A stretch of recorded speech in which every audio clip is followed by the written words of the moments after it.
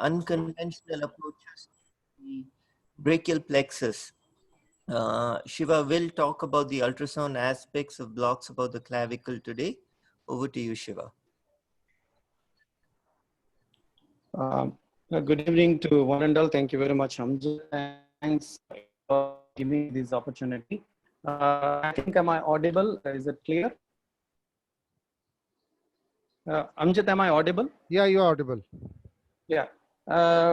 Okay, now today I'm going to talk on ultrasound guided block above the clavicle.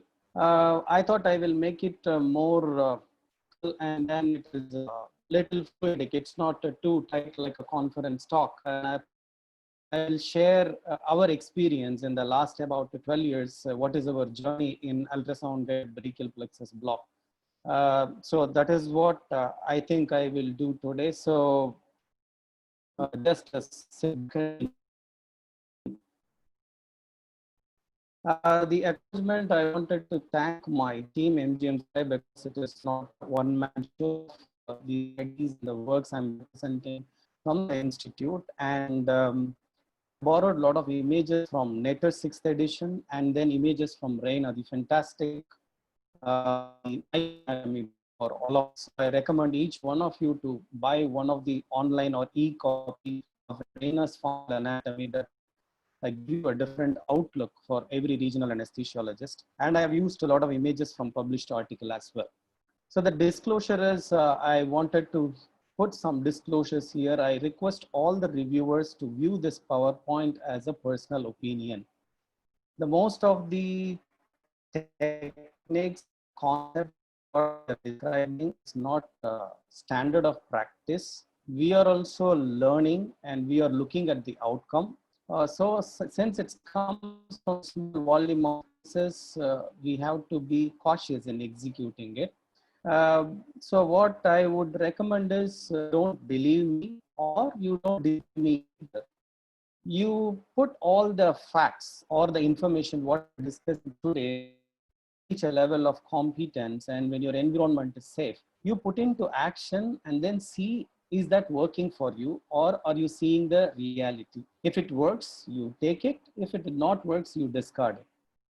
So that is what my recommendation for all the viewers. With that, I took the PowerPoint in a pattern of question and answer session. So I will ask question myself, which was there in my mind over these years, and I will try to answer from my side. So if you have any burning questions, you can stop in between, or otherwise you keep it recorded so that we can answer at the end. So coming to the question, first question I wanted to ask myself is, as Dana initially has spoken about, we are practicing brachial plexus block for the last 100 years. If you look at the history, the first block was in 1911 or 1918 from the publications. So we are now almost 100 years we are doing it. Initially, it was landmark guided, then PNS guided, and now ultrasound guided for the last 1 decade. I said the last 1 decade because the first ultrasound guided brachial plexus block was presented in 1992 by Stephen Capel. And after that, only in 2006, the next article came, which is more closer to what we are doing now. So if you look at effectively from 2006 to 2020, we have only 15 years journey in ultrasound guided brachial plexus block above clavicle. So that's why I said it is just an 1.5 decades of experience. So the question is, what is the difference that... Siva, sorry to interrupt you. You stop your video so that your audio becomes clear. You stop your video so that your audio becomes clear. Is it okay now? Is it clear? Hello? Yes, Shiva. Yes, Shiva. Yeah, now the... Or if it's still there is, I mean, the gap, you tell me, I will change my internet resource. No, is it okay, Azam? Yes, it's okay, Shiva. Right now it's okay. Otherwise it was breaking. Your voice was breaking. You can go ahead now. Yeah. Switch to the internet source. Yeah, it's breaking. Still it's fine. breaking. Okay, 1 minute. I will just switch my. I think I should. I mean, is it okay now? Yeah, it's okay. Now the question is, what is the difference that ultrasound guidance provides for brachial plexus block above the clavicle over the PNS and landmark guidance? Because it involves an investment. We have to buy an equipment cost about 10 to 15 lakhs, and we have to get trained. It isn't science, and there is a learning curve to learn it. So all the more is it. We are doing something for the last 100 years. What the difference ultrasound made now is the first question. So now, Shiva, you're breaking, Shiva. Still you're breaking. and then I will just go Yeah, out yeah. and then use my internet source. Yes, yes. Please go ahead. Yeah, 1 minute. No problem. Please take your time, not a problem. Can't miss your talk, Shiva. Yeah.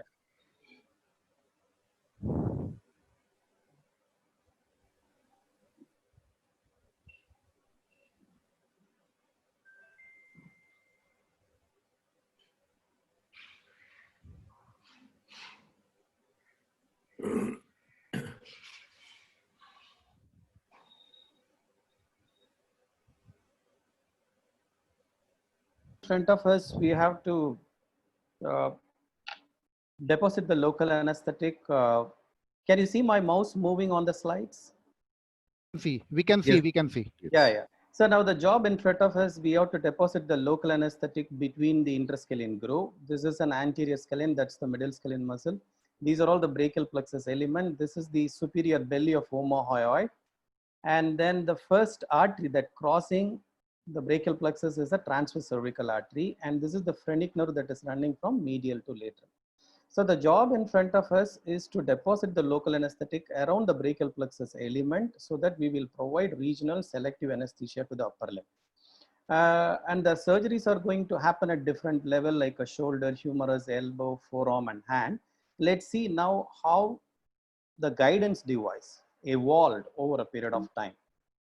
So the first one is the landmark and PNS guided approach. Both of them are same. First, we will mark the surface landmarks because we don't know where to introduce the needle. So these surface landmarks only will tell us where to put our needle and which direction that we have to advance. These are all the two things which is dictated by the landmark. But after the needle enters the skin, when to stop the needle is determined by two different endpoints. In case of landmark guidance, it is paresthesia. Once we get a paresthesia, we will stop the needle and inject the drug. In a PNS guided, once we get an appropriate muscle twitch, we will stop the needle advancement and inject the drugs. So the guidance is the surface landmark guided us towards the brachial plexus element, and the endpoint of needle advancement is either paresthesia or appropriate needle stimulation. Once we get these, any one of this endpoint, we will inject our drug about 30 to 40 ml in an expectation that we will soak all the brachial plexus elements so that we will get an effective regional anesthesia of the upper limb. I said it is an expectation because we are not seeing anything. Even however the expert is, we can only expect that all our 30-40 ml local anesthetic volume will soak all the components because we are not seeing them. So now in ultrasound guidance, what happens is ultrasound shows us the targets. If you look at, this is the interscaling groove. This is the anterior scalene, that's the middle scalene. This is the same image which you have seen before. And there is a retractor which is reflecting both the scalenes apart. So moment you retract the scalene muscle apart, you will see all the 5 nerve roots. C5, C6, C7, C8 and T1. The same transverse cervical artery is going across. So in the interscalene groove, we found all the 5 roots and then the trunks, upper trunk, middle trunk, and to some extent the inferior trunk. This is what we are looking at the level of the interscalene groove. If you look at the level of the supraclavicular fossa, here the divisions are bit retracted. So what you will see here, the upper trunk divides into anterior and posterior division. This is the middle trunk. It is dividing into anterior and posterior division. This is an inferior trunk dividing into anterior and posterior division. But you will not see all these divisions at the supraclavicular level. Here, because of the pull of these tags, you could see all those things. But in reality, you will not see the divisions. You will see only the divisions of the upper trunk, to some extent divisions of the middle trunk, but unlikely the divisions of the inferior trunk. So in the ultrasound image, we will see somewhere here in the supraclavicular area, that what we will see is, we will see the division of the upper trunk, that is anterior and posterior division. We will see only the middle trunk and see the inferior trunk. So in the interscaling groove, we see the roots and the trunks, whereas at the supraclavicular area, we will see the division of the upper trunk, middle and the inferior trunk. So when you look at this image, it looks really fantastic. Nobody needs to tell you that this is C5, C6, C7, C8. It is so self-explanatory. But whereas in ultrasound, it doesn't look like this, unfortunately. What we see is only a two-dimensional image. So if you put the ultrasound probe at the interscalene groove, we will see like this. This is an anterior scalene, middle scalene, and the entire brachial plexus elements looks like some round structures with dark and white elements in between. So since we don't know what they are, even though anatomically we know this could be roots and trunks, but exactly which one is C5, which one is C6, is it a C5, is it C6, and then what is this, what is this, what is this, we don't know. So, but we have to communicate. We are injecting the local anesthetic around this and producing the blocks. So what we thought was, we will give a name to this pattern. So we look like 3 round circles. So we call it as a traffic light sign or chain of beats. Because we don't know what exactly they are, we given a name for the pattern. So that is known as a pattern recognition. So we spent about 5 to 10 years of duration in expressing the brachial plexus block with regards to pattern recognition, simply because we don't know what exactly they are. And when you go to the supraclavicular fossa, again, we see the subclavian artery, first rib, but all the brachial plexus elements are grouped superior lateral to the the subclavian artery, again, all hypoechoic. In this whole junk, we don't know which one is upper trunk, which one is middle trunk, which one is inferior trunk, what are all the divisions, we have no clue. So we simply said that it looks like a group of grapes. We call this as a bunch of grape appearance.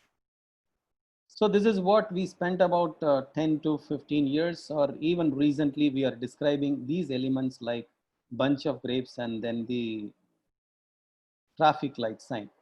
So what happened, sometime about 4 to 5 years back, one of my colleague, her name is Dr. Jaya, she just came to me, and in a water bath, what she did was, she completely dissected out the brachial plexus from a cadaver, including the scalene muscles and the roots in between. He took it out as an end block and put into the water bath, and then he scanned over it and then shown me. When we look at that, we could see the brachial plexus elements more clearly in a very bigger size, because in a real life situation, as you go down more and more, the intensity, the ultrasound, am I audible, Ritesh? Is that voice is clear? Yeah, it's absolutely clear. You continue. So, so when we look at it, because during the real-time scanning, as we go more and more deeper, the resolution has become poorer and poorer. You cannot see the inferior trunks very clearly. But when you took out and then put it into the water, remove all the skin, the subcutaneous tissue, platysma, everything, the inferior trunk comes to very superficial. So that time when we look at it, the size of the inferior trunk is very big and so clear. And all these, the upper and the middle trunk comes from the medial side, whereas the inferior trunk comes from the lateral side. It was so exciting. So I thought, we should explore this. So far, we couldn't able to see the brachial plexus element so clearly through ultrasound, all the components. But when we took out and then make it smaller and put into a water bath and scan, we can see all the components so clearly. So that journey evolved into a cadaveric dissection and then correlation. And then we formed a video where I will just play that video. This video is just look at to correlate what we are seeing on the ultrasound, what exactly they are in the cadavers, so that we can label them. whether it is upper, middle, or inferior, whether it is anterior or posterior division. So I request all the viewers to listen to this video. Even if you're not able to follow up the video, don't worry. This video is available in YouTube. You can watch multiple times. So just watch it. Hi, I am Dr. Archana, and along with my colleagues, Dr. Ritesh, is it audio is audible from the video? Yes, it's audible. and Professor Sivashanmugam from Mahatma Gandhi Medical College and Research Institute from the small union territory of Puducherry in the southern part of India. In the era of regional anesthesia practice prior to the use of ultrasound, we have expressed brachial plexus blocks above the clavicle with a reference to anatomical landmarks like the interscaling groove or the pulsation of the subclavian artery. After over 2 decades of ultrasound practice, we have achieved clear visualization of these neural elements, but we are still continuing to describe these elements using vague nomenclatures like bunch of grapes, clusters, subfacial or extrafacial.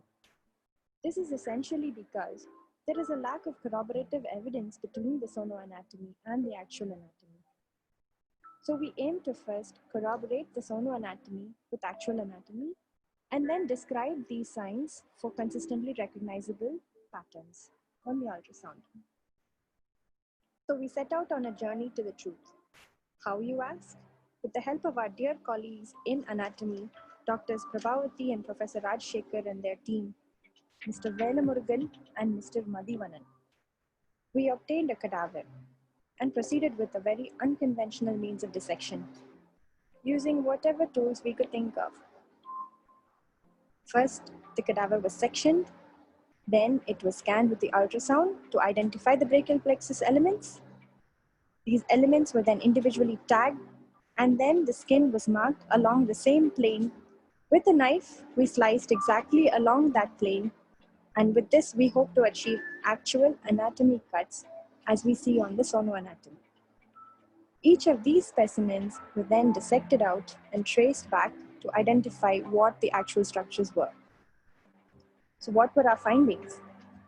Well, at the C5 level, in the sonoanatomy, we assume that it is the C5 root appearing above the C5 bifid transverse process. An inspection of the actual anatomy revealed that our assumption was true. So, we concluded that the single round hypoechoic structure appearing on top of the M-shaped hyperechoic white line with a postacoustic shadow was in fact the C5 root coming over the C5 transverse process. At the C6 level, we assumed that it is the C6 root that appears above the bifid C6 transverse process. The actual anatomy revealed to us that it is true. So to conclude here, the C6 appears as a single round hypoechoic structure appearing on top of the bifid C6 transverse process. At the C7 level, our assumption is that the C7 root appears over the flattened transverse process of the C7. Actual anatomy revealed this to be true. The single hypoechoic round structure is the C7 root on top of the C7 transverse process, which has only a posterior tubercle. At the C8 level, we assume that the C8 root appears over the transverse process of the T1 vertebra. But actual anatomy revealed here that the C8 root was on top of the first rib, and the transverse process of the T1 was deep to it. So in retrospect, we had noticed that on the scanning image, just proximal to this point, the transverse process was visualized, but the C8 root was not clearly identifiable. So to conclude here, we state that when a clear C8 root is visible on the ultrasound, it is above the first rib. Identification at the T1 proved to be a little trickier. After identification of the C8 above the first rib, which appeared as a continuous hyperechoic line, further scanning distally revealed that there was a break in this line. After this break, we noticed that there is a single round hypoechoic structure which appears below the first rib. This we assume to be the T1 root. The actual anatomy confirmed our assumptions, revealing that the T1 root was below the rib and above the pleura. And last but not least is the bunch of grapes. So when we looked at the actual anatomy, it revealed that what these grapes were. What they were was They were the anterior and posterior divisions of the upper trunk, along with the middle trunk and the inferior trunk, which was present in the so-called 8-ball corner pocket behind the subclavian artery, all elements sitting on top of the first rib.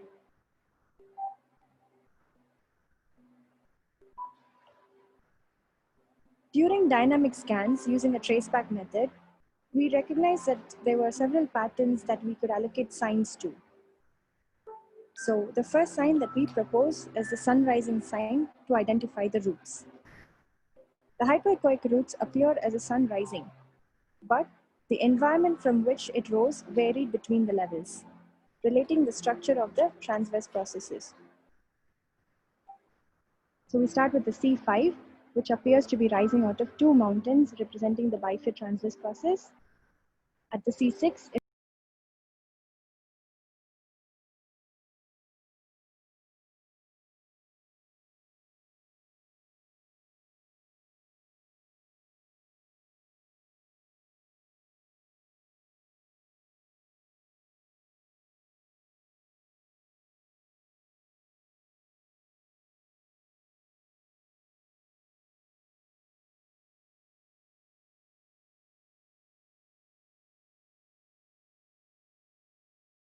Hello, Shiva, the audio is lost. as the root appears to take a U-turn around the rib from below It came. Hello. Yeah, Hello. it came. Okay, right. to above. This, however, we need to remember is a paradox, because even though we describe it as a U-turn, it must be remembered that the same root arises posteriorly below the rib and then travels anterolaterally up on top of it.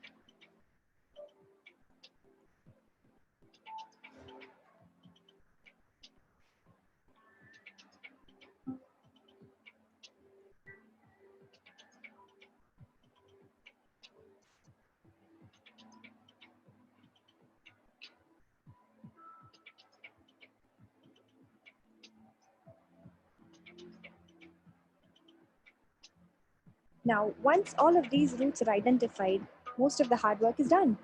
Now, it's just a matter of tracing all of these roots to their ends, where they transform into the trunks and the divisions. The C5 and the C6 roots join to form the upper trunk, and once you trace them even further, the upper trunk becomes the anterior and posterior divisions. The C7 continues alone to be the middle trunk, and then the C8 root and the T1 root combine to form the inferior trunk. We now hope that some light has been shed on what are the actual brachial plexus elements that are present on the sonoanatomy above the clavicle, thus allowing you to scan the brachial plexus with much more objective targets. Proving the fact that seeing is believing, I thank you for your time. Okay, Ritesh, am I audible clearly? You are audible. Yeah, okay, fine. So that is the video that where we have corroborated what we are seeing in the ultrasound, what it looks in the cadaver. So I'll just play another video just to recapitulate. This is C5 coming out of a U-shaped transverse process. Then as I scan down, you can see the next sun arises. So this is a C6. The C6 root is a little bigger than the C5. This is the bifid transverse process. So that is C6, C5, and then this is the C7 that comes out of a C7 transverse process, which has got only posterior tubercle. There is no anterior tubercle. So this is C7, C5, C6, C7. As we go down further, this is the proximal part of the first rib, and that is the C8.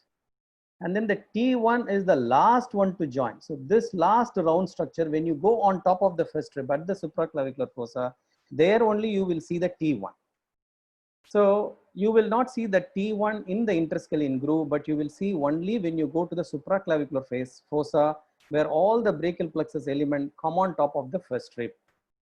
So now the question number 2 is, can we observe all the roots and their sonoanatomy so clearly in every individual? That's the second question.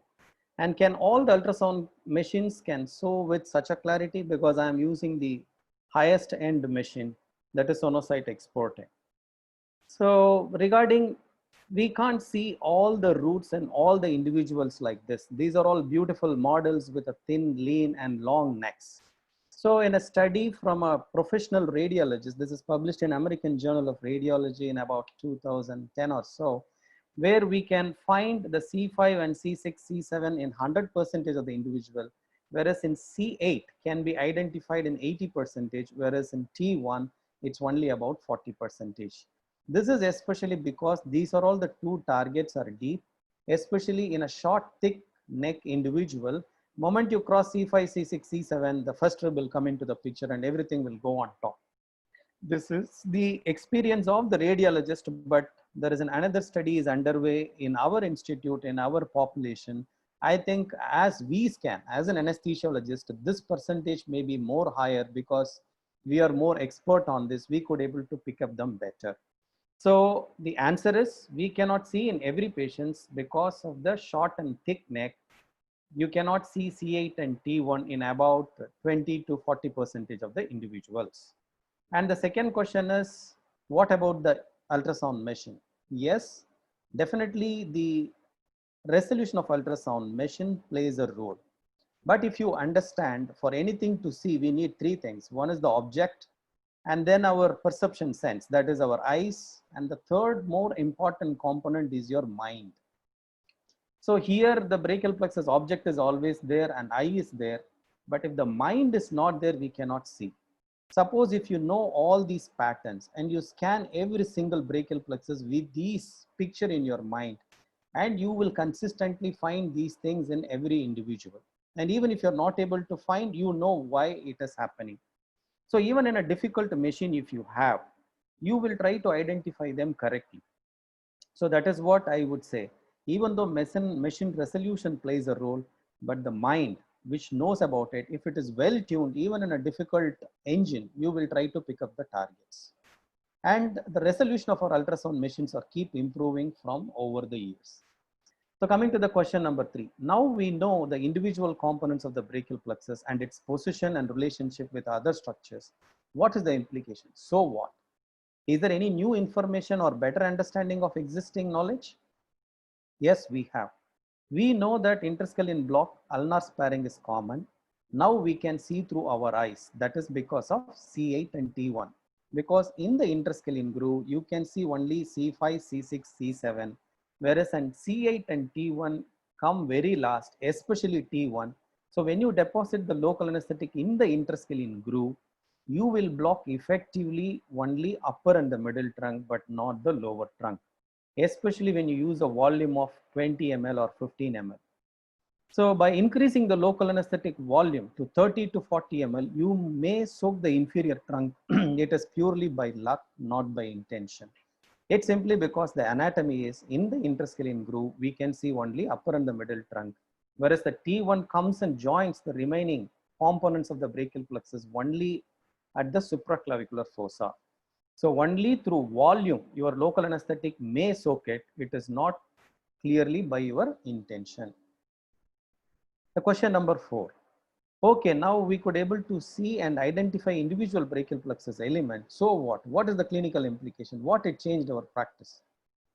Since now this possibility enabled us, that is, we could able to identify all the component consistently in every individual, even if it is a difficult zone anatomy or a normal zone anatomy. This possibility enabled us to do the following 5 things effectively as of today. One is complete brachial plexus block without ulnar nerve sparing in 100% of the situation. Either it is a difficult neck anatomy or easy neck anatomy, because you will get the inferior trunk on top of the first. You need not worry about you couldn't able to see the C8 and T1. We know that it is going to come and sit in the corner pocket of the supraclavicular fossa. So we will hit it there. Then selective supraclavicular nerve. This is a part of a superficial cervical plexus, which I will show you later. And then the upper trunk nerve block. We call this as a scud block, combination of these two things, supraclavicular and upper trunk, to provide surgical anesthesia for clavicle procedures. So this is a selective, site-specific regional anesthesia strategy for clavicle. And then we are now doing selective upper trunk block only for shoulder analgesia. If you only wanted to do arthroscopy or shoulder surgery, you want to spare the elbow and then the below elbow forearm, you can selectively do the upper trunk so that you can, with a less local anesthetic volume, still you give an effective shoulder analgesia, which is site specific. Selective suprascapular nerve block for shoulder analgesia. So since we could see all these things, we will address them directly, and we will provide a selective anesthesia or analgesia for the surgical requirement. Middle and the inferior trunk for surgical anesthesia for the forearm procedures. Now, if you spare the upper trunk and block only the middle and the inferior trunk, you can effectively block median radial ulnar, that is elbow and below elbow procedures can be done with that. So these are all the things now we are doing because of this possibility, that is our ability to identify individual components. So how to do it?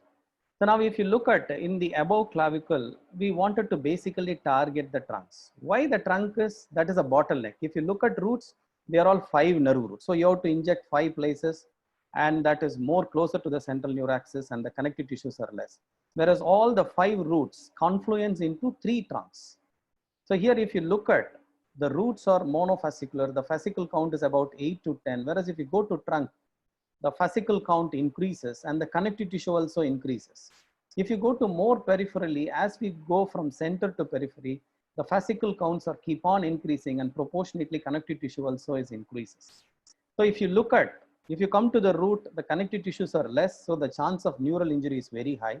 If you go to the periphery, connective tissues are more, so you need more longer time to wait for effective conduction blockade. Whereas if the trunk is a good balance between the amount of connective tissue and the neural element. So we thought we will target the trunk so that we can get all the branches that arises after the trunk. So now if you look at, these are all the few videos of the upper trunk injection. This is anterior scalene, middle scalene, that is C5, C6. I am using a 25 gauge Quincke needle to carefully part the needle tip between the elements of the brachial plexus into the connective tissue matrix. The white structure is the connective tissue, whereas these dark hypoechoic circles are the fascicles. We should not go into any one of them. We should try to park between them. So this is another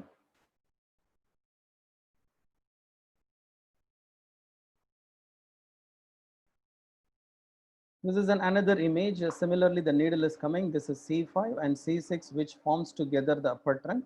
The needle is carefully advanced. This is a connective tissue matrix between the fascicular elements. So that if you careful enough, since these are all the very superficial structure, with a small needle, you could able to reach your target effectively, provided your skill level is upgraded, so that you can park and inject minimal amount of local anesthetic that can soak only the upper trunk. So now coming to the middle trunk injections. So this is an anterior scalene, middle scalene, C5, C6, C7. So C7 has become multifascicular. When it has become multifascicular, we are calling them as a middle trunk. So I'll just, this is an upper trunk injection has been made. So you can see there is an outermore layer that you can see well now after injecting about 1 or 2 ml of local anesthetic. This is an upper trunk. This is C5 and this is C6. Now the needle is redirected to reach the middle trunk.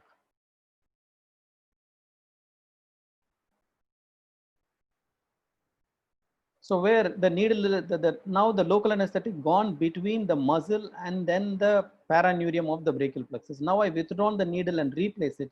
You can see there is a donut sign again created over the C7. This could be, as of now, should be understood as the dural sleeve. We are injecting very minimal amount of local anesthetic or epineurium of the middle trunk. So with about 2 to 3 ml of local anesthetic, you can effectively soak the middle trunk. So this is a middle trunk injection. So this is the inferior trunk. So for the inferior trunk, all of you know that we have to get the brachial plexus element on top of the first rib. That means I have come to the supraclavicular fossa. So here I am coming through the out of plane. This is an anterior division, posterior division of the upper trunk. This is the middle trunk, and these are all the inferior trunk components. This is the inferior trunk components. My needle has came through out of plane, and my needle tip is there. So I'm injecting a little bit of local anesthetic so that the local anesthetic preferentially soak the inferior trunk. This is the pleura, this is the subclavian artery. I get all the plexus element on top of the first rib.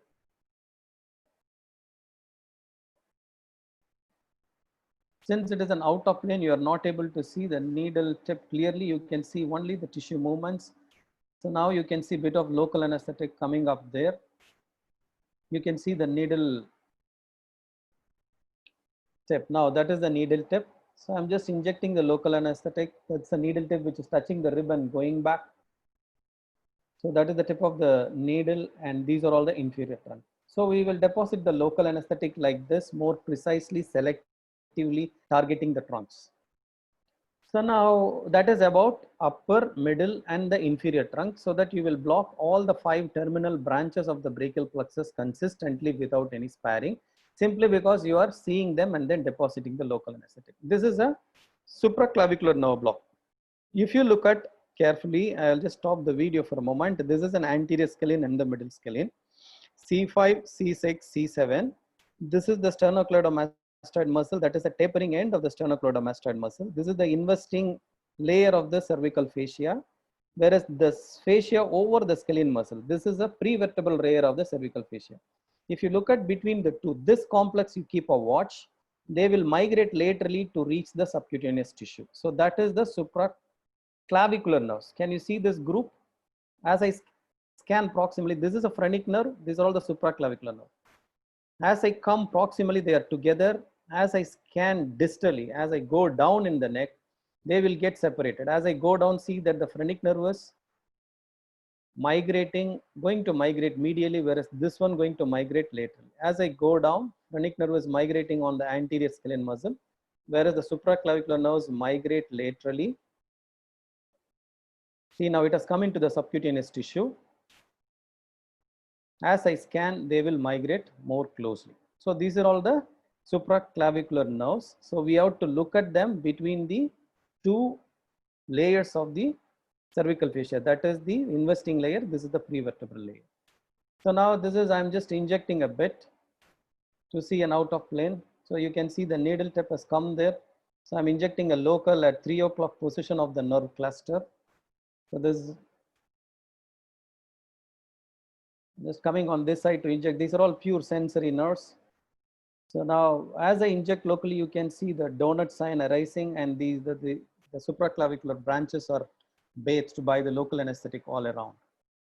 So whereas the phrenic nerve is sitting here, this is the roots of the brachial plexus. So as I scan down, you can see the supraclavicular nerves are encircled by the local anesthetic, and it is reaching and spreading to the skin. So this is a supraclavicular nerve injection.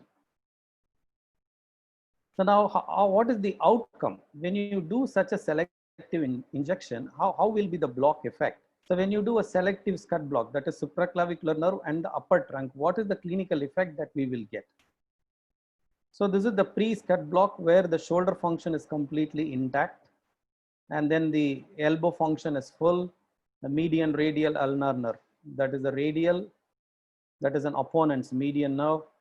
Wrist extension is the radial nerve. Post block, you just see the sensory block is only restricted to the shoulder and the clavicle.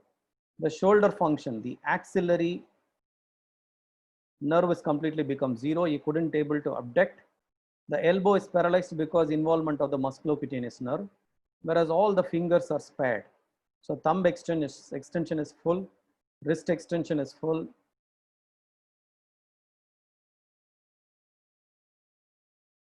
And then all the finger movements, opponents, median, all the intrinsic muscles of the hand is completely intact. That means median, radial, and ulnar nerve is spared. That means middle and the inferior trunk is spared. We have blocked only the upper trunk. So that means we are selectively provided anesthesia for the skin over the clavicle and the shoulder. So now question number 6, how much to inject and where to inject? So all the selective targets you have identified, where exactly to put the local anesthetic and how much? So now when in a study, we found that the minimum effective local anesthetic volume, when you do a truncal injection brachial plexus block, is about 4 ml. If you inject into the trunks, we will get a consistent blockade in all the 100% of the individual at 30 minutes. This is for bony procedures. So if you inject 4 ml into upper, 4 ml into middle, 4 ml into the inferior trunk, you can get an effective blockade with 10 ml itself. The duration of action may be, the surgical anesthesia may last for about 2 to 2.5 hours, analgesia for about 5 to 6 hours.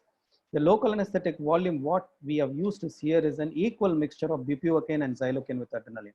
Suppose if you use pure sensorcaine, your surgical anesthesia duration may be prolonged by another 1.5 to 2 hours, and analgesia also might be prolonged.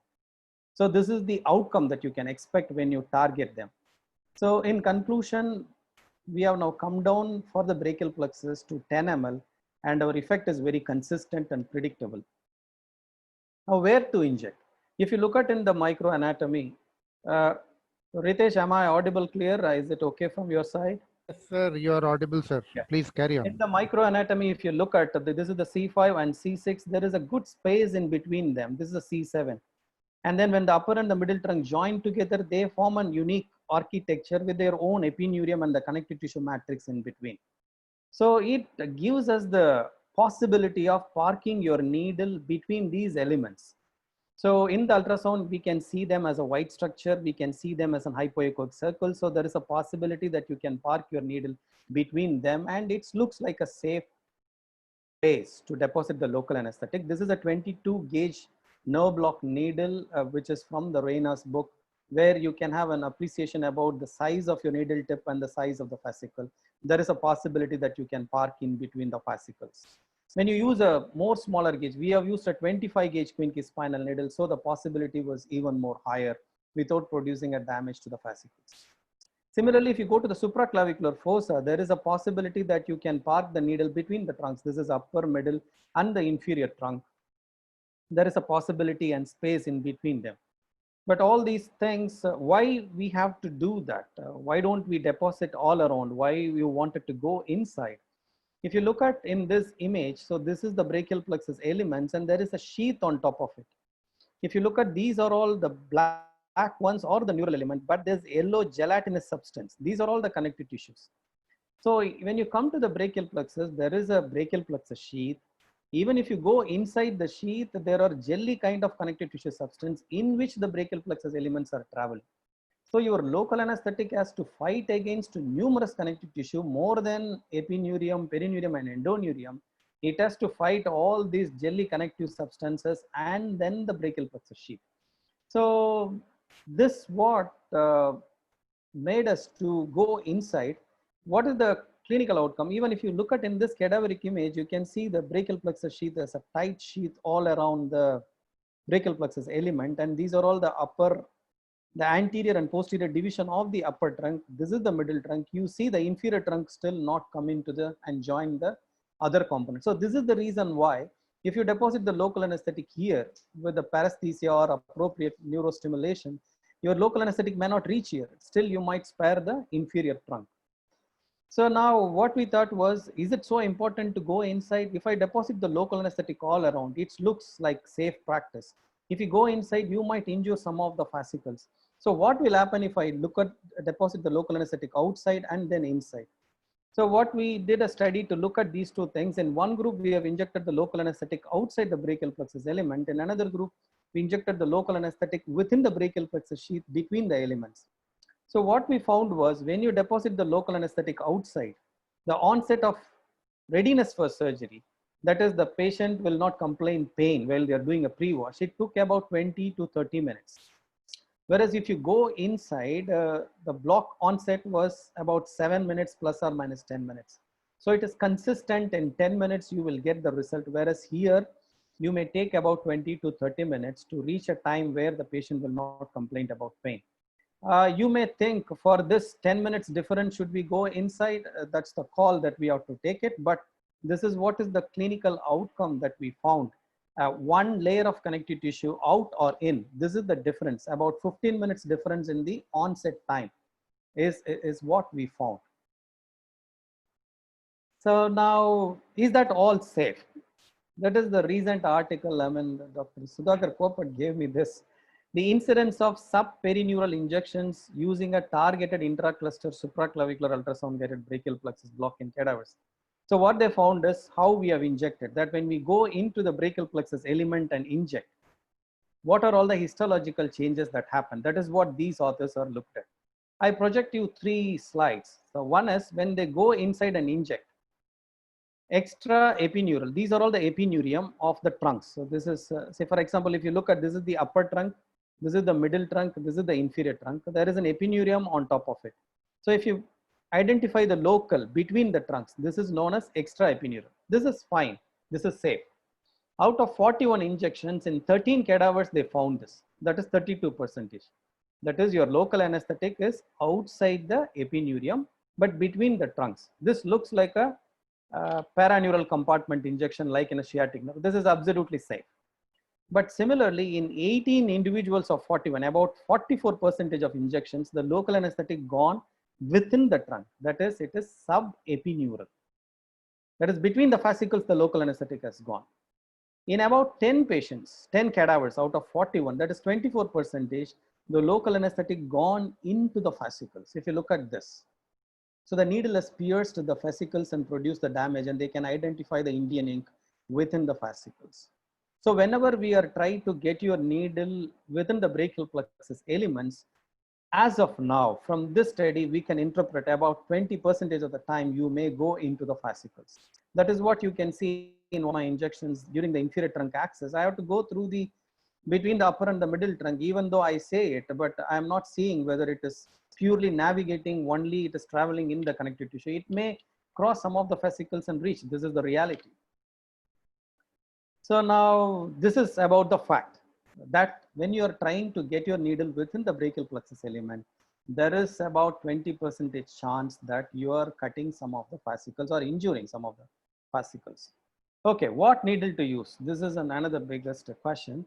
So I just compared two needles. This is a Quincke spinal needle and this is the nerve block needle. If you look at the bevel length, this is the bevel length of the Quincke spinal and this is the bevel length of the nerve block needle. You just see the length of the nerve block needle is little shorter, maybe about 1 or 2 mm. I don't know the exact number, but just an eyeballing, there is few mm difference in the bevel length. And if you look at the bevel angle, the spinal needle is 20 degree, whereas the nerve block needle is about 30 degree. Whereas both these things are cutting edge. If you look at the edge, both are cutting edge needle only. The only difference is there's a 10-degree difference in the bevel angle. Now I wanted to ask all of you, is the 20-degree difference is going to produce all these fascicle injuries? Or is it the hand which is holding this 10 degrees going to make the difference? So I think it is very clear and logical to understand it is who is handling the needle is more important than what needle you are using, because these are all minute differences. I don't think that it will make such a big difference. Anyway, we know that whether it is a sharp knife or a blunt knife, it is a knife, it's going to cut. So it is about how we are going to handle them is more important than looking at is it blunt or sharp. That is what I will put forth for the audience to think. Question number 8, when you are inserting the needle below the brachial plexus sheath to reach certain targets like inferior trunk, etc., you will cross through some of the fascicles, at least unintentionally, because our ultrasound image is not like an histological image. And before the ultrasound at paresthesia and motor physical stimulation, we have injected blindly 30 to 40 ml of local anesthetic for 100 years. But we are not seeing so much of neurological injury. What could be the reason? How nature protects itself? This I think everybody can understand. Now in ultrasound, we are seeing all these things, but all these 100 years, we just elicited paresthesia and injected 30 to 40 ml of volume there. We don't know, because only when you touch the sensory fascicle, you are going to produce paresthesia. Whenever you touch the motor fascicle, you are going to produce a contractions.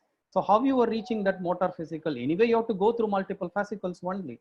So we are injecting 30 to 40 ml at that level, but still we are not seeing in such an amount of neurological injury. So what could be the reason? This could be one of the reasons.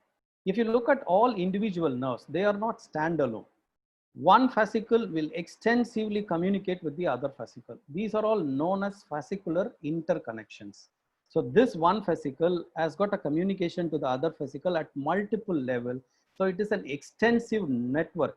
So all the fascicles at the cut section, you look like individual circles, but on the course, they have numerous interconnections. Even if you cut this fascicle, there will be a communication which will go to the other fascicle and the information can be traveled across. So this is an histological section where you are seeing one fascicle here, another fascicle here. These small things are the fascicular interconnection. Between two fascicles and in one magnified image, you see almost 4 interconnections.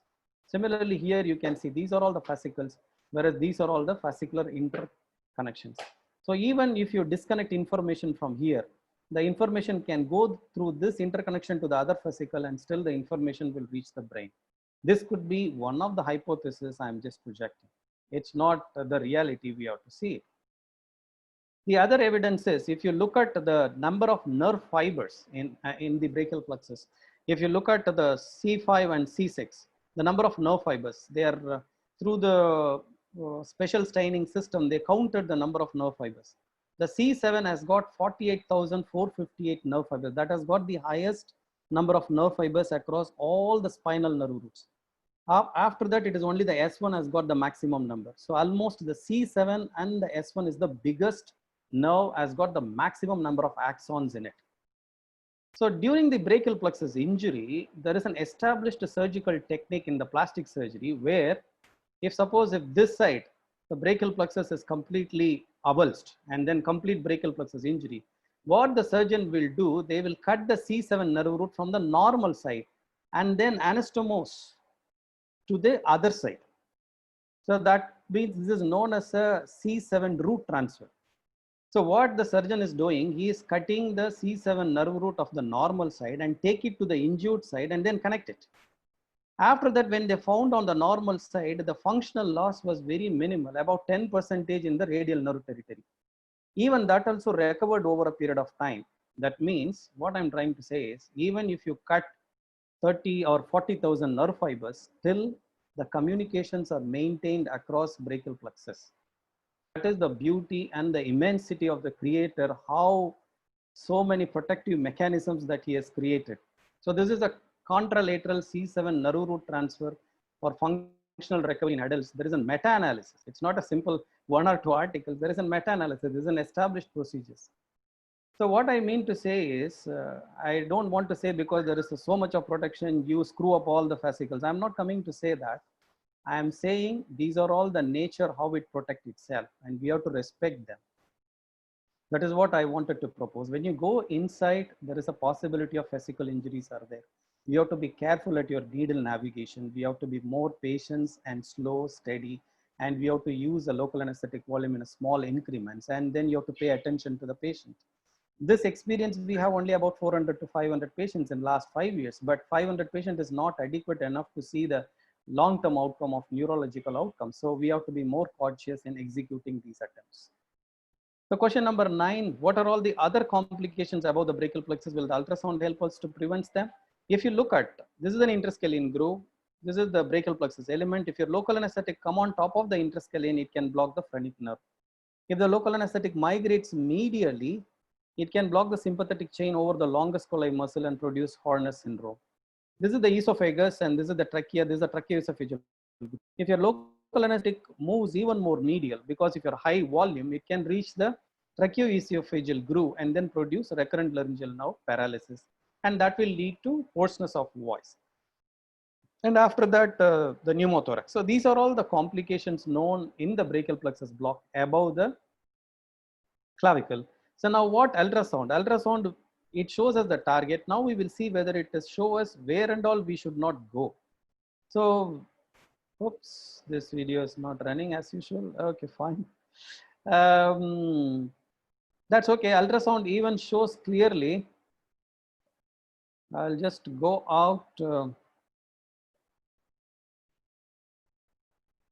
Okay, fine. I will try to play during the discussion session. I play to this video to show ultrasound shows all the other relevant structures also for us to prevent our local anesthetic reaching.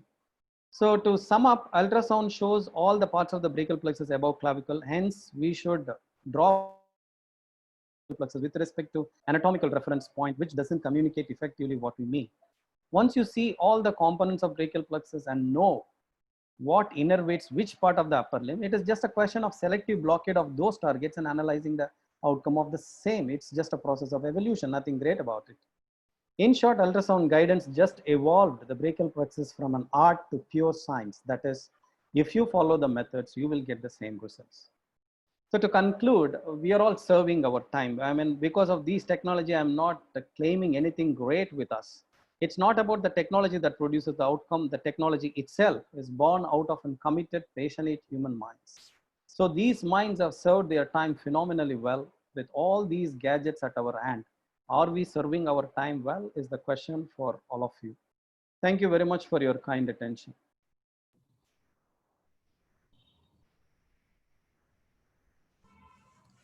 Thank you, Shiva, for that excellent talk. Ritesh, can we take questions now, or do you want to? I think we are running out of time. We will go Yeah. with Javed Bhai presentation. Yes. Then Okay. we'll take the question and answers. All right. Sharing. Yeah. Javed Bhai, you are there? Yeah, I'm here. I'm here, sir. You can start your presentation, please. From where we will stop, Ritesh? You start from the beginning because there was a hitch. You can start from the beginning. Okay. Okay. Sorry for the inconvenience. No. Sorry from our side. Please, you start your presentation. Oh, sure.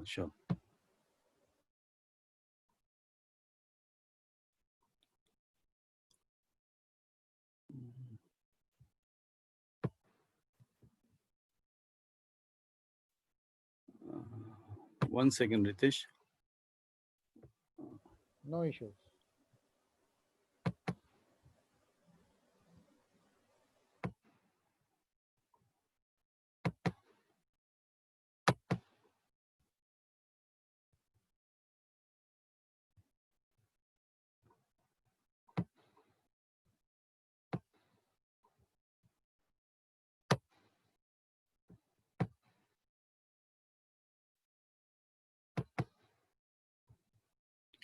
Is it okay, Ritesh? Fine. Just Right. Yeah. So, once again, good evening to all my participants and happy Ganesh Chaturthi to all of you. Greetings from the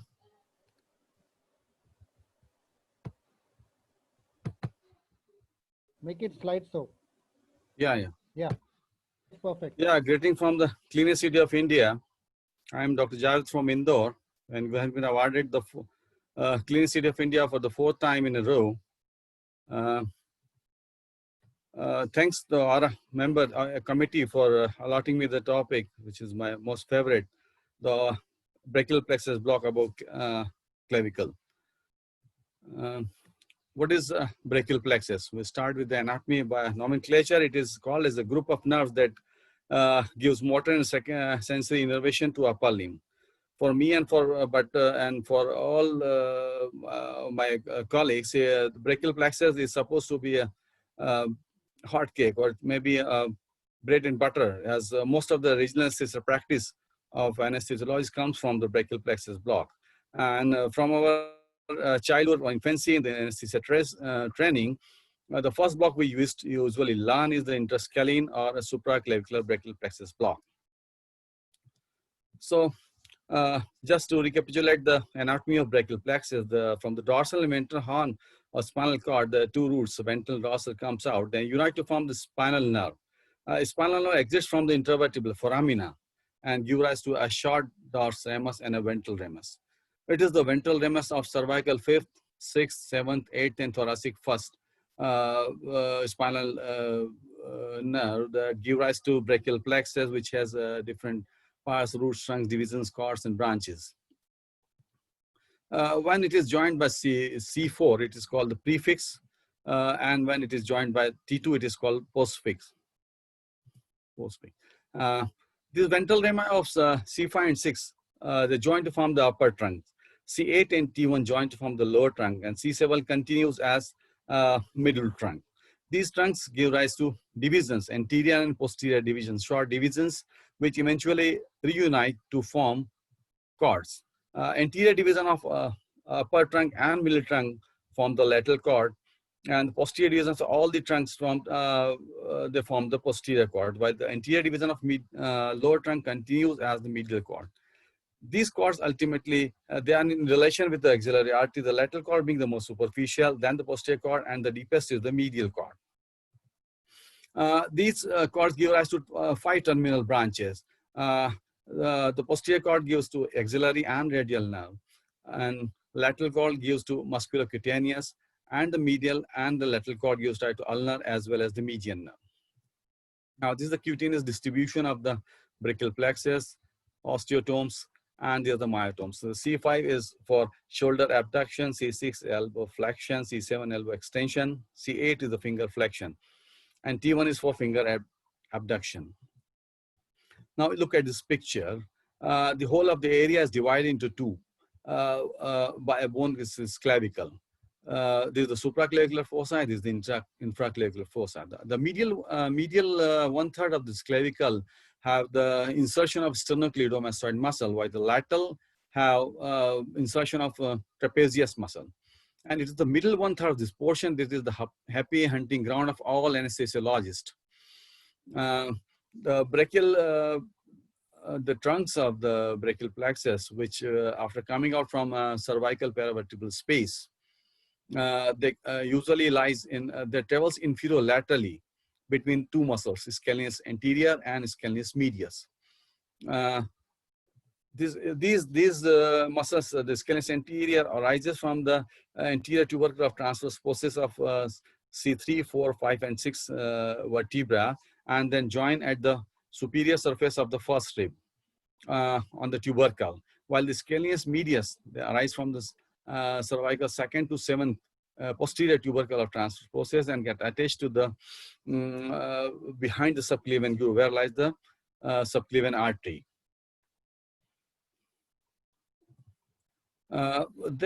These trunks travels inferior laterally, and at the level of the outer edge of the first rib, that divides into divisions, and they unite to form the cords. And this cords travels again inferior laterally, just medial to the olecranon process, and at the level of at the lateral border of pectoralis minor, they give rise to terminal branches. And if you consider this line is the line of Grossi, is good for the surface anatomy of when you are giving upper limb block with the help of PNS. These brachial plexus can be blocked at various places. The first and foremost is the trunk, where it is given as intrascaling or supraclavicular brachial plexus. No block at the level of division. And second, we block at the level of cords, that is, it is at the infraclavicular space. And the third one is the branches. We usually do it in the axillary level. Now, as far as the indications of concern, is intrascaling. For intrascaling, any procedure of the shoulder, proximal humerus, and lateral 2/3 of the clavicle. With slight modification, it can also be used for surgery of the forearm and hand. For supraclavicular, any of the surgery of the upper extremity distal to shoulder can be done with this. Patient's refusal, local infection, and a patient on anticoagulant or allergic to local anesthetic are the absolute contraindications. The patient having a neurological deficit in the involved arm, or if he's having obstructive airway disease, or there's a contralateral paralysis of phrenic nerve or recurrent laryngeal nerve, they are the relative contraindication. These above clavicle blocks cannot be used bilaterally in patient with high respiratory compromises. Now, before starting any procedure of the, we have certain prerequisites and certain equipments are to be collected. What are these prerequisites? A proper pre-anesthetic evaluation of the patient and optimization for any of the comorbidities to be done in advance. And after that, with all this consideration, the patient is shifted to ICU with a patent IV line. Non-invasive monitoring is to be done, and anesthesia workstation and all the drugs for general anesthesia are to be kept ready in case of any systemic toxicity of local anesthetic, or is an incomplete or a complete failure of the block. Certain kits for painting, draping, syringes, needles, an instrument called peripheral nerve stimulator, along with the stimulating needle, insulated for these procedures. 5 centimeter 22 gauge short bevel needle is just sufficient. Now, what about electrical stimulation? The positive electrode anode is placed on the surface of the skin, and the negative electrode is connected with the stimulating needle. And when it is inserted into the vicinity of the nerve and current is produced, there's a depolarization which causes the motor response. The nerve which we are testing are the mixed nerves. So they have motor and sensory both, but we are doing motor just because the advantage is a very minimal current is required to stimulate, to evoke a motor response. And for sensory, the large amount of current is required, and as the patient will be having a lot of pain.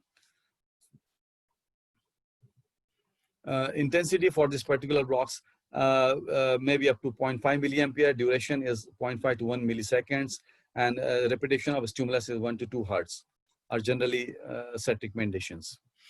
Marking pen and pencil for the beginners, for experience, not required. Local anesthetic drugs should be ready. And the most important is the intralipid, 20% intralipids to counteract any systemic toxicity of a local long-acting bupivacaine local anesthetic. The proposed mechanism, this counteracts the local anesthetic inhibition of the myocardial fatty acid oxygenation, and thereby enabling the energy production and reversing the cardiac depression. Now, the individual techniques. The first and foremost is the position of the patient. What should be the position? Most of the time it is done in the supine position, but many anesthesiologists prefer an semi-sitting position or lateral position. When it is in supine position, the neck and head is extended by putting a pillow beneath the shoulder blade, and head is turned to the contralateral side about 40 to 45 degree. Too much of extension and too much of rotation causes obliteration of the landmarks, which are the more important for these procedures. Landmark first to be identified is the cricoid cartilage, and from there, sternocleidomastoid is marked. And from the cricoid cartilage, a line is drawn to the posterior triangle of neck, which intercept the lateral border of sternocleidomastoid muscles. And say about 1 to 1.5 centimeter lateral to the lateral border, we have to search for the tip of the interscaling groove. And if you find it, then just trace it downwards and mark it. The point to be noted that while tracing the interscaling groove, we may find two triangular spaces. One is the anterior, one posterior. The posterior is the real interscaling groove.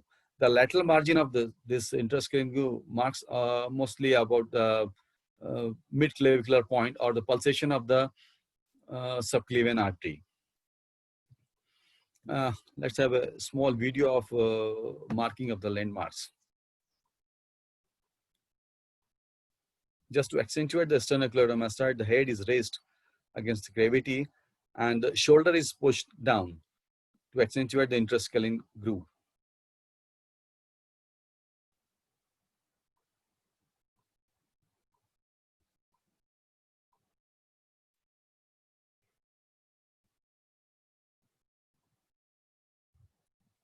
This point usually corresponds to the external jugular vein, which crosses from lateral to the medial portion. And in a lean and thin patient, we can also feel the chest ignis tubercle, the transverse posterior of C6 vertebrae.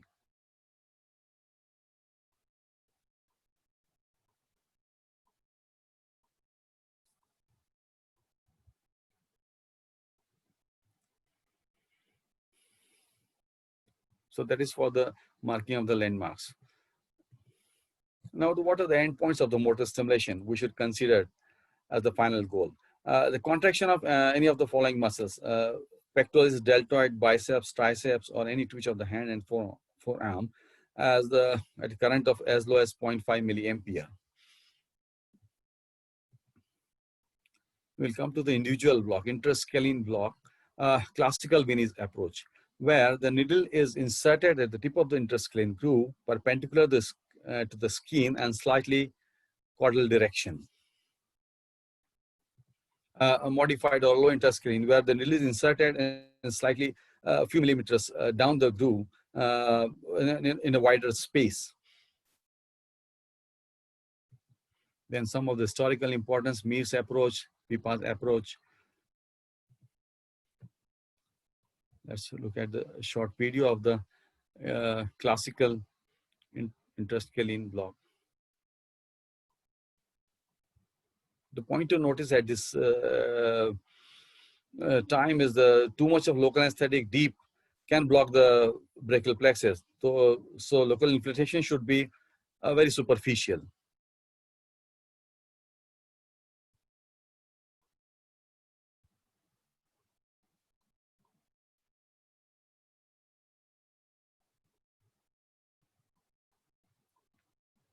You can see the contractions at around the shoulder.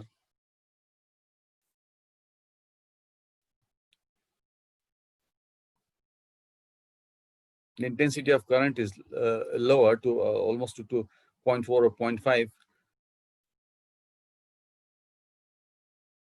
And after convincing with the contraction, the local anesthetic is given with a repeated aspiration to finish the block.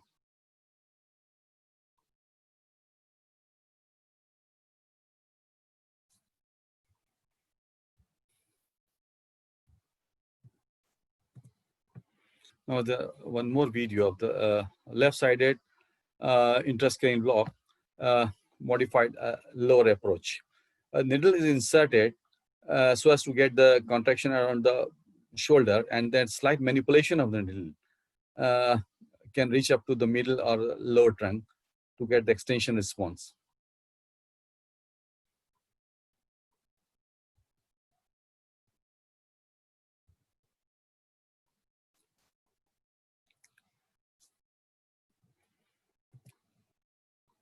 There's one more video on the right-sided brachial plexus block intrascaling approach.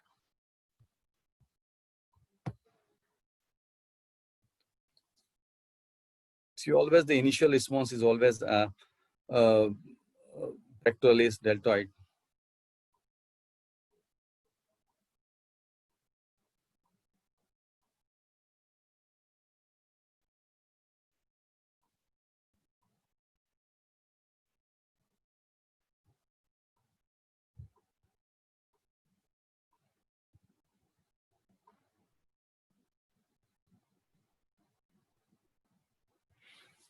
Now we can see the extensor response at the wrist and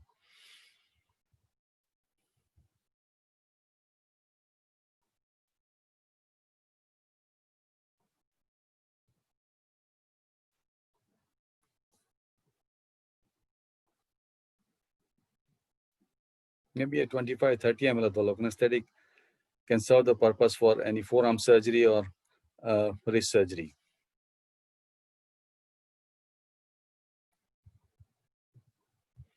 And supraclavicular classic approach is at the lateral to the pulsation of subclavian artery or the mid clavicular point. Direction of needle is always downward, backward, and slightly medial.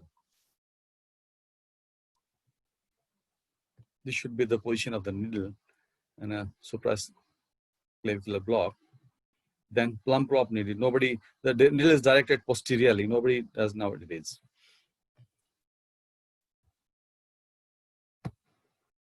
With the left-sided supraclavicular brachial plexus block.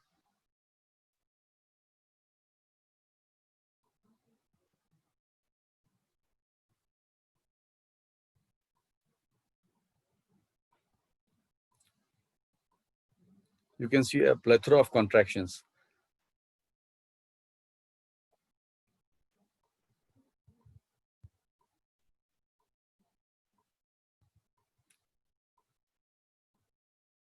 This level is almost 2 to 2.5 centimeter lateral to the lateral border of sternocleidomastoid muscle.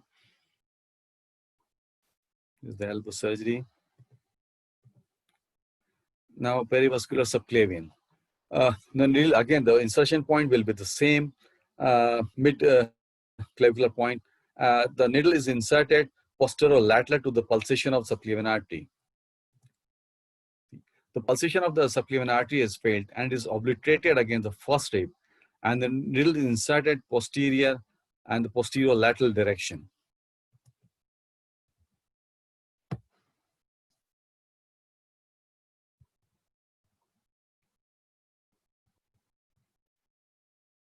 You can see the extension response at the wrist and finger.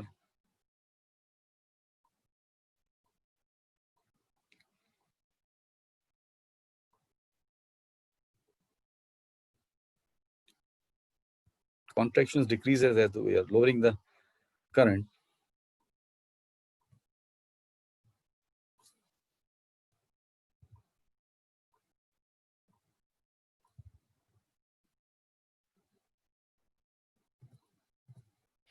About the local anesthetic, a total volume of 30 ml is prepared out of which 15 ml is the lignocaine 2% with adrenaline, and 15 ml is bupivacaine 0.5% or ropivacaine 0.5%. Volume of 25-30 ml is given as it is a blind procedure. It is a landmark guided procedure, not like Shiva in ultrasound, but not less than 20 or not more than 30 ml is given. You can add any of the adjuvant, but the dexamethasone by far is the most benign adjuvant. 8 milligram of dexamethasone doesn't cause respiratory depression or sedation or nausea or vomiting, and extend the post-operative analgesia up to maybe 16 to 18 hours or maybe 20 hours. Testing for the successful block, 4 P's: push, pull, pinch, and pinch. If the extension is lost, that means the radial has gone. If the flexion is lost, that means musculocutaneous is gone. And pinching on the ulnar side and on the index finger for the median and radial nerve. You can see a short video of the testing of the block. Patient is not able to flex or the extend.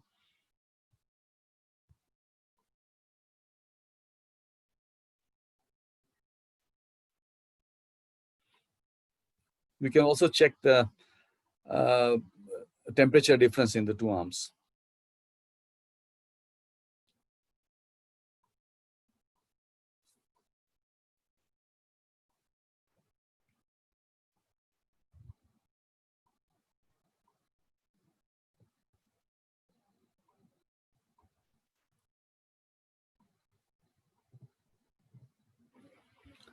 Now the complications for the Intrascaling, this single picture is define all the complications. You can see the scalenus anterior muscle and the scalene median muscle. Needle is inserted from this direction to this place.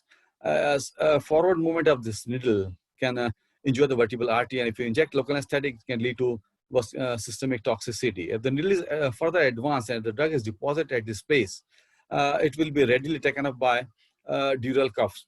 That can cause cervical epidural or even the cervical spinal.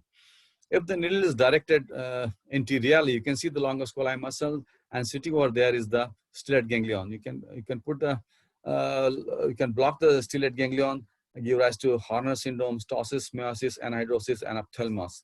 And you can very well injure, if the needle is too much anterior, you can very well injure the carotid artery and internal jugular vein, or recurrent rangeal nerve palsy, give rise to dysphonia. This is the routine direction of the needle. But if the patient is getting contraction of the diaphragm, strong contraction of diaphragm, and that means you are far anterior. At this place, you have to withdraw the needle and redirect it slightly posteriorly to avoid the hemidiaphragm. If you are doing a shoulder surgery in sitting position, you can get a severe hypotension, bradycardia because of stimulation of the intracardiac mechanoreceptors and enhancing the parasympathetic output. About supraclavicular, all these complications which are pertaining to intrascaling, they can happen with this supraclavicular block also. In addition, we can have a pneumothorax. See, the direction of needle at this place is downward backward and slightly medially. So medially, the first strip contains the dome of the diaphragm. You can see the dome of the diaphragm is there. So looking at the X-ray, this is the area where you can manipulate the needle. We can insert the needle in the direction because this portion contains the dome of the pleura within the first strip. So this is the limit of the anesthesiologist. The bones and the vessels are always our friends. So if your needle is directing in the supraclavicular blocks too medially, definitely you are going to get the pneumothorax. Single time puncture is not a problem, but if you are doing it for 3-4 times, then definitely requires some surgical intervention. This is the Siam view of the needle. This portion seems to be correct, but this much of angulation, definitely not good. In subclavian perivascular, what we are doing, we are directing needle posterolaterally. But if by chance it is not going laterally, it's going inferiorly, you can very well puncture the pleura, can produce a pneumothorax. In an intrascaling block, if you are getting a strong contractions of diaphragm, or there's a blood, that means you are too much anterior, you are and in the close vicinity of phrenic nerve or vertebral artery. And then what we have to do is just withdraw the needle, redirect maybe 10 degrees posteriorly, you will get the optimum contractions. And if you, with the needle, if you are getting strong contractions, trapezius or serratus anterior, that means you are stimulating, you are too posterior, stimulating spinal accessory nerve or thoracodorsal nerve. So you have to withdraw the needle, redirect slightly anteriorly to get the optimum contractions. Acknowledgements to the noted anatomist and Nysora. Yes, thank you. Thanks for listening to me. Over to Dr. Ritesh.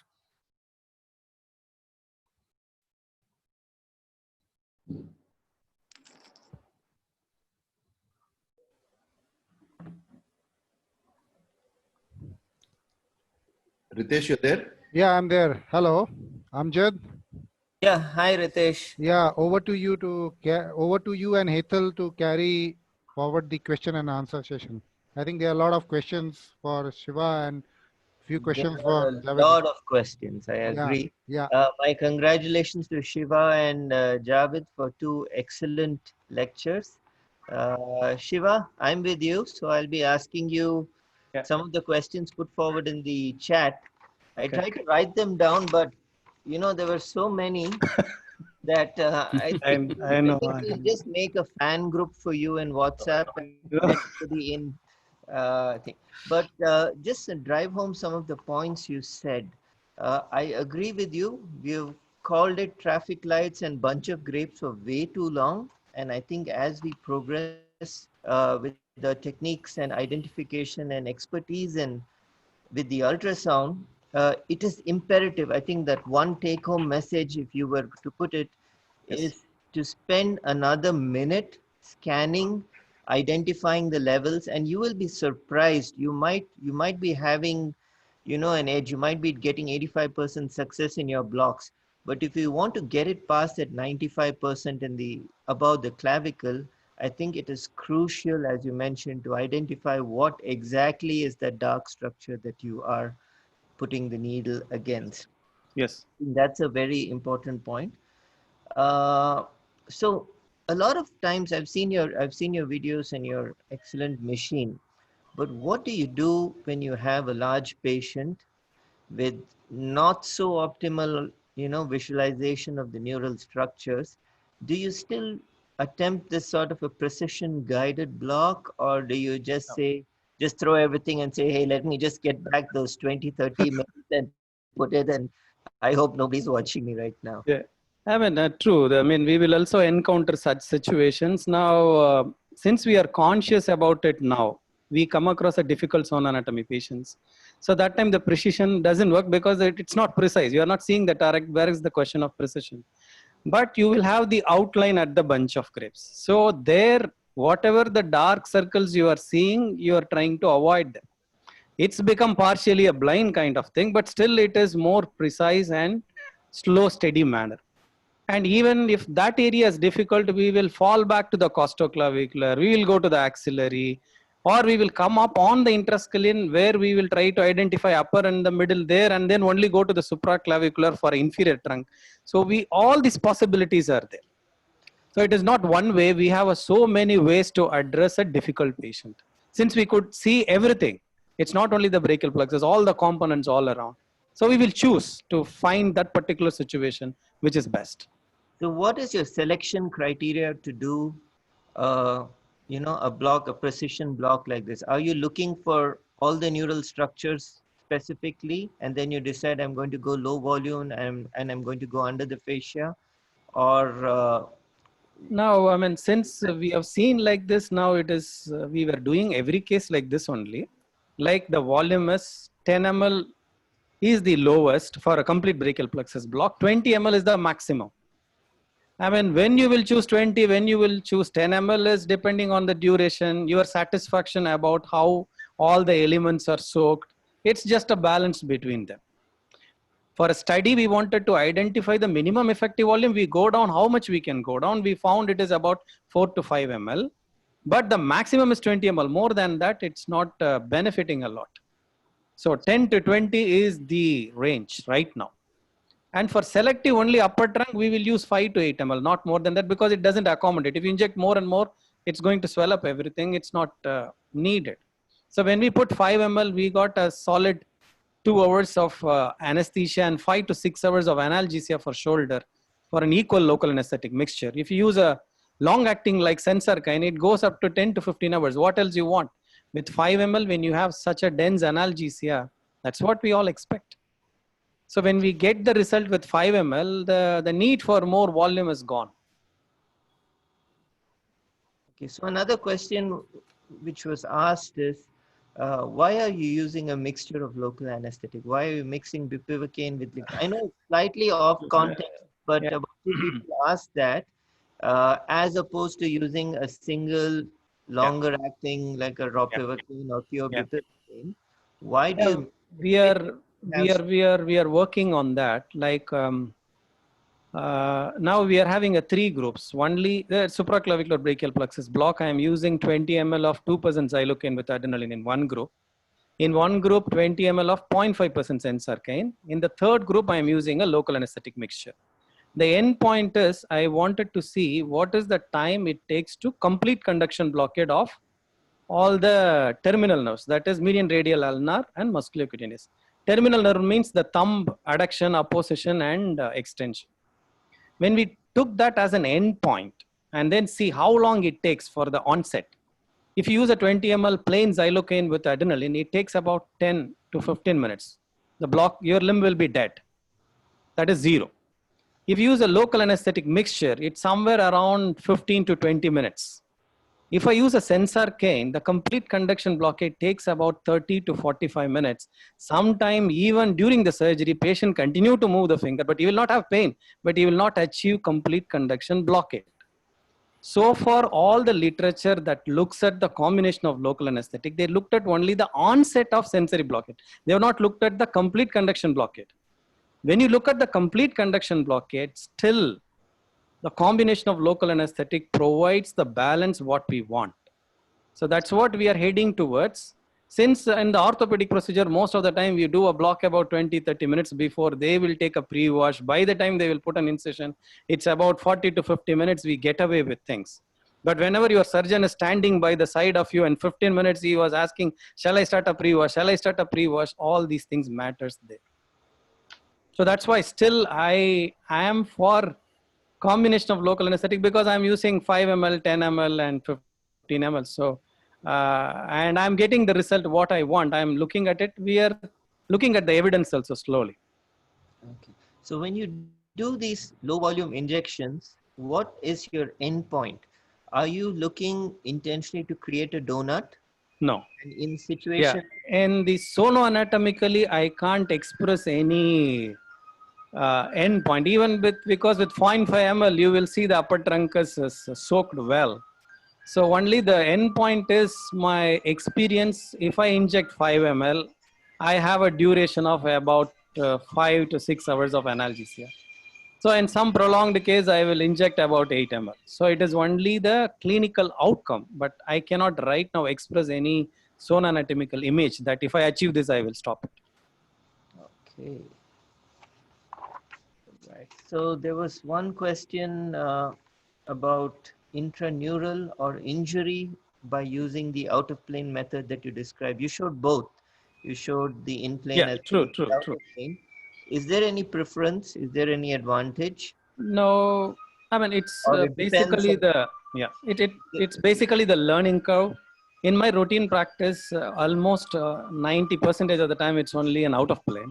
Rarely I will use an in plane because the distance with which the needle travels is less.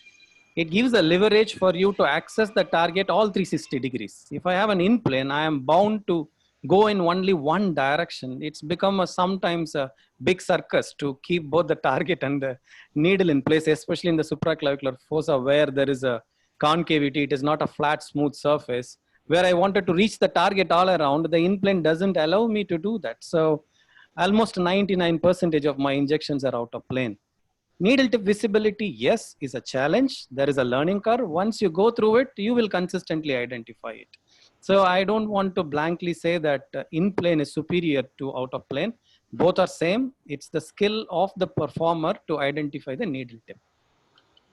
So as you subtly hinted, it is very important who is at the other end of the needle also when doing these sort of blocks. Precisely.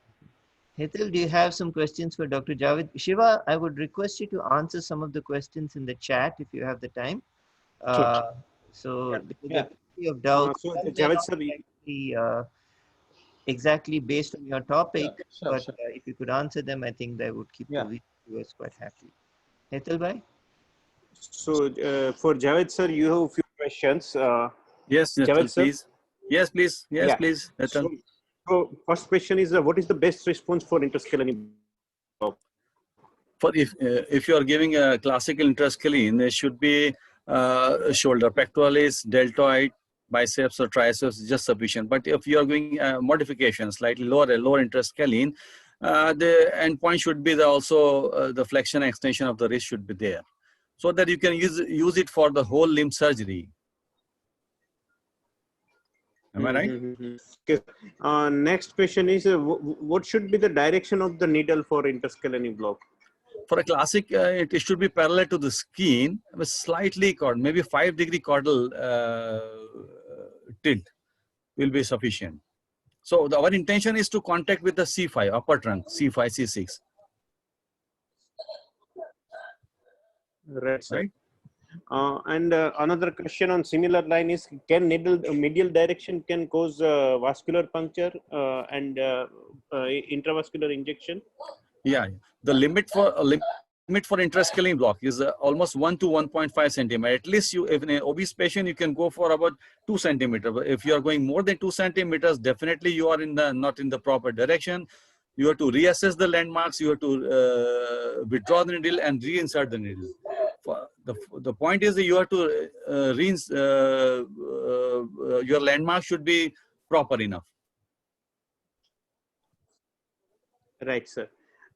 Another question is it safe to inject 8 milligram dexamethasone as an adjuvant in upper limb blocks? Yeah, you can. So, by far is the most benign drug. Most benign. Dexamethasone 8 milligrams is just nothing. But it gives excellent analgesia, post-op analgesia. And what is the mechanism of dexamethasone to prolong the block? Basically, it is anti-inflammatory, is a weak analgesic. It particularly works on the C fibers. Small diameter fibers. It works on small diameter fibers. So it causes a little of analgesia, anti-inflammatory. That is the criteria. Right, sir. Another question is, with ultrasound guided block, supraclavicular block, we inject in the corner pocket to get ulnar nerve blockage, right, sir? So is Right. there any tip with PNS guided block to block the ulnar nerve? Yes, definitely. You can do a corner pocket anesthesia infiltration along with the PNS also. Just go with the slight medial tilt. Definitely, you will get the contractions of the upper trunk or the middle trunk. But if you can just withdraw the needle and do a 5-degree medial tilt of then definitely you will get the extension response. You can able to get to the lower trunk or divisions of the lower trunk. Right, sir. But care is to be. This is last But care. question from Dr. Smithul. Yes, sir. Please go ahead. But care has to be taken your needle should not be more than 2.53 centimeters. 3 centimeters, and if you are not getting enough contraction, 3 centimeters, or if you are not getting the first rib, then you are in a soup. You should reassess your landmarks and reinsert the needle. And don't go too medial to the lateral border of the sternocleidomastoid is the end point of the safeguard of the all for the all blocks. Right, Yes, sir. okay. And what should be the needle direction for supraclavicular block? It should be Exact downward, needle direction, sir. Downward, backward, and slightly medially. Slightly medially. Maybe 5 to 7 degree or maybe Right, 10 sir. degree in obese patient. Right, sir. Right, sir. And this is, I think, last question from Dr. Smithul Dave, sir. How can we assess clinically the strong contraction of diaphragm? So we have strong violent contractions of the diaphragm that can be visible in the abdomen. Yeah. Hello. Hello. Hello. Yeah, Javed bhai. Yes, sir. Yes, Tatal, please. Yes. Yeah. So thank you, Javed bhai. I think these are the whole question from audience. Thank you very much for excellent presentation. Over to Amjad So and nice of you. Ritesh. Amjad, Yes. if I can just ask a question to Shiva. Go ahead. Please ask. Go ahead. Yeah, Shiva, you were talking about selective middle and inferior trunk block for the below elbow surgery. So, do you have any videos to show? I'm just looking for it. I couldn't able to get. See how I don't have right now. What we will do for the when we do inject selectively middle and the inferior trunk, we are not blocking the musculocutaneous nerve in that situation. Right. So you have to block separately the musculocutaneous at the axilla. So since we see all these elements, it's a natural like evolution. You try to experiment, become more selective. So the upper trunk is for shoulder that we have done it now. We are doing it commonly. That is quite well established now. So the another extent of it, why don't we block only the middle and the inferior trunk and see whether it can provide selective analgesia and anesthesia for the forearm procedures. When we try to do that, inject 3 ml into the middle trunk, 3 ml into the inferior trunk, and put 3 ml into the musculocutaneous at the axillary area, we could able to do the procedure. We have done about 20 patients. We are looking at prospectively. The only thing is there is a little bit of sparing in the radial nerve territory, only on the sensory component. Sometimes in some patients, the radial, at the anatomical snuff box, there is an area of patchy sparing because the radial nerve receives fascicle predominantly from the upper trunk, whereas the median radial ulnar, the median and the ulnar receives exclusively from the middle and the inferior trunk. That is what we could able to understand, because the success rate is almost 95% if you target only the middle and the inferior trunk. At the 30 minutes, when you look at the patient can abduct the shoulder full, but when we examined at the end of the procedure, that is after 2 hours, the shoulder is also paralyzed. That means the local is diffusing and acting on the upper trunk also. But while we are beginning the surgery, it's still intact. The surgeon can able to proceed with the surgery like a total brachial plexus block. This is what I can say you right now. One more question regarding the blockade of the upper trunk. Do you block after it forms a spa arrangement or before that? Before that, yeah, we have done both. We will just look at which before the spa arrangement you have the gap between the fascicles or after when it divides. So we will look at both the things and see which area that you have a clear cut, say a good connective tissue matrix so that you can get your needle safely in. So that is how we choose. Sometimes it is before spa arrangement, the anatomy is very good. Sometimes when it after divides, we will put it. It's a matter of just an individual anatomical variation we look at, but the outcome is more or less same. Either you put it before or after. And regarding the traffic light sign, do you still believe in the concept of traffic light sign? Do you still believe? I mean, the requirement is not there. It's not question of belief. That is a one stage of evolution where we don't know what they are. We use that methodology, but now we know what they are. It is not relevant. That's all it is. But I don't want to say it is good or bad. It served us for a time duration. Now we evolved over it. So with a great reverence to those pattern recognition, we have gone to the next stage where we know what they are. Yeah, because so if you're not gone to that level, you can stick to the pattern recognition. When you evolve to the individual identification, then the requirement is not there. That's all it is. Because a maximum time you will see that traffic light is nothing but C5 and 2 bifid C6. Yes, it is not 3 trunks. So these are all the fallacies will happen. That's a natural outcome of pattern recognition. You are not seeing the reality. You are giving some name to the physical identity. Okay, Amjad, over to you. Thank you. Right. So there have been a few questions on the catheters Shiva? For the catheters. I'm a catheter guy. Yeah, maybe you're the. No.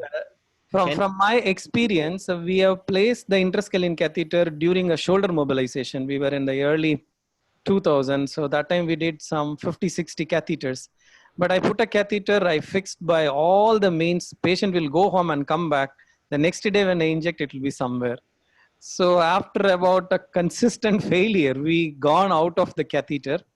And now for the surgical post-operative analgesia, now since the local anesthetic itself, if I use an 8 ml 0.5% bupivacaine, 15 to 20 hours of dense analgesia. On top of that, if I add a DEXA, I don't know what it will do. So the need for catheter has come down. After that, they will be okay with oral analgesics, NSAID and paracetamol. So the need for catheter, maybe I'm not doing a more complex procedures like a shoulder replacement or continuous rehabilitation processes, but this is what my experience is. So if you ask me where you will put a catheter, costoclavicular is the place. But I'm really scared, honestly speaking, because moment my catheter come out of the needle, I have no idea where the tip goes. So every time it will be like an exciting challenge to see whether it is working or not, whether it is working or like a landmark gated blocks. Every time we put the catheter and send the patient to the ward, but every time we will call back and ask them, is it effective? Is it effective? Even if it is effective, I will not say it is because of me, because I'm blind. Moment the catheter is out of my needle, I don't know where it goes. So still there is an element of luck. Maybe, Amjad would throw more lights on. Would you put your catheter in plane or out of plane for the interscaling? Interscaling, I have done in plane. Sometimes I have done out of plane also. But commonly I use an in plane. Out of plane never stay. Out of plane, I wanted to keep any one of the sides, like traffic lights, and I wanted to keep it on the lateral side of it. But moment that's only I will see the needle tip. But after once I hydro dissect and push the catheter in, again I may see immediately there may be a good local anesthetic close to the target, but when the patient moves the hand, it get moved. Maybe I have seen once you're doing in Hyderabad, like in plane, and then get the catheter between the elements. Yes, we may. That may be more safest or effective way of securing it. Do you think it's better to use the catheter over needle systems for the interscaling? No, I have whatever I did is only our conventional epidural catheter over the 2E needle. So I don't have any experience of dedicated sets. Maybe if I would have used it, maybe my perception or experience might have been different, because our patients are basically poor. They're all from scheme. I have a good engine, but poor patients. Okay. Ritesh, you have any questions? No. You want to end this? Any questions from anyone? I think we have covered almost all. I think there is one question from Neha. Are you using any adjuvants for upper trunk block? So far, not, because now the block has become more predictable. The need for adjuvant is really not there as such in this practice. If I use only 5 ml of combination, 5 hours. If I use a pure Sensarkine, it's about 10 to 15 hours. And after that, paracetamol, round the clock NSAID, the patients are doing fairly okay. So I'm not using it routinely. Okay. Well, I'm scared because whenever I use a 20 ml of 0.5% bupivacaine for the study purpose, definitely there will be at least 2 to 3 calls from the patient in the evening. Still, they have not recovered their hand. Since now we have seen about 50 cases, we will be say the next day morning your hand will be okay. This is happening consistently. So beyond that, what you want by adding an adjuvant, I don't think it will make a real benefit. Javed bhai, there's a question for you. Yes. What is the approximate volume of local anesthetic you are using in interscaling and supraclavicular nerve blocks in PNS approach? Minimum of 20 ml and maximum 30 ml, not more than 30 ml, not less than 20 ml. That too in a mixture. I'm always using a mixture, short acting and long acting.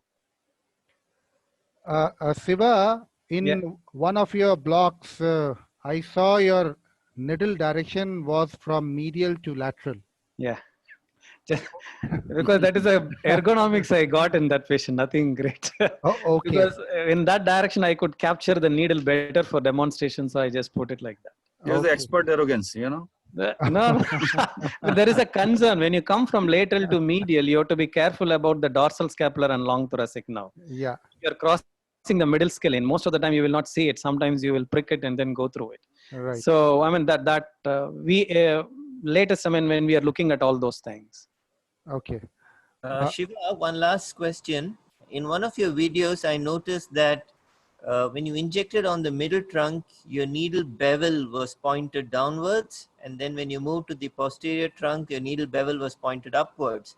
Was that intentional? No, I mean, it's not basically intentional. I try to get the compartment. I don't want to go inside. I don't want to slip out between the trunk and the muscles. So I'm just try to find a place between them. And whenever my needle tip visibility is little of trick, then I will rotate the needle so that the bevel is show me where it is. So I mean, those tricks we will make to identify clearly where they are. I don't have any specific preference for directing the bevels. Okay. I think we have covered almost all the questions. Thank you, Shiva. Thank you, Javed Bhai. Thank you, Amjad. Thank you, Hetal. Thank you to all. Thank you to all the delegates for joining and making it a very good interactive academic session. And we will be again meeting for the 4th webinar in next month on I think it's 12th of September. Thanks to everyone. You can download your certificates from the Aora website. The first 2 webinar certificates are already there in the website. This 3rd webinar certificate, I think another week it will be in the website. So you can download all the certificates. Thank you very much. Thank you. Bye-bye. Take care. Thank you. Bye. Thank you, Ritesh. Thank you, Shiva. Thanks, Bye-bye. Hetal. Thank you. Bye-bye. Bye. Thank Bye. you, Shiva. Take Amjad, care. thank you. Bye-bye. Thanks, Thank you. Bye-bye. Ritesh, Hitul.